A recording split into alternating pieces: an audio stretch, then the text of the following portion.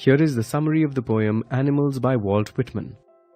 Whitman wants to live with animals. He believes, unlike humans, animals are calm and controlled creatures. He admires animals and believes he can look at them infinitely. In the next lines, Whitman corroborates this idea by listing different ways in which animals are different from human beings. Animals, unlike humans, do not complain about their life or situation. They do not cry over the sins committed by them. They also do not make the poet sick with their discussions on what is the right kind of duty to God.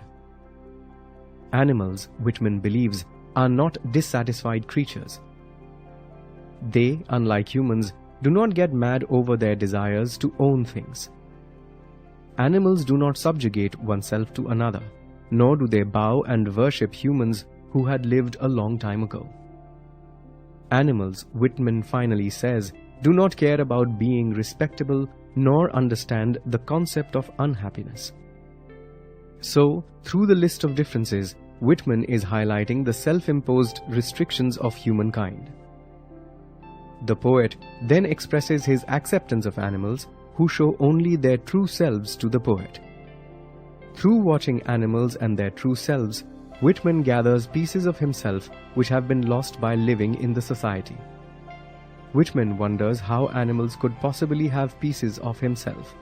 He wonders if he passed them by ages ago and carelessly dropped them. Thus, in the final 4 lines, Whitman explores the possibility that animals currently possess what humankind did at some point, natural virtues which have been lost as civilization progressed.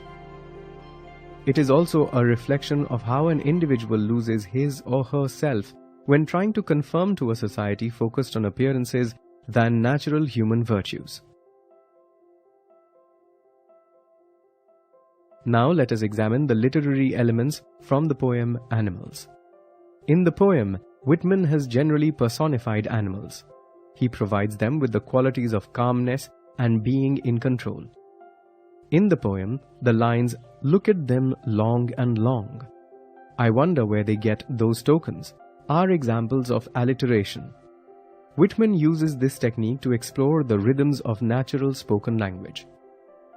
In the poem, the words I, they do not, and not one are examples of repetition. The poet uses repetition to strongly stress on the ways in which animals are unlike and therefore better than human beings. The poem Animals does not have a rhyme scheme since it is in free verse. The free verse is a trademark of Whitman's poetry.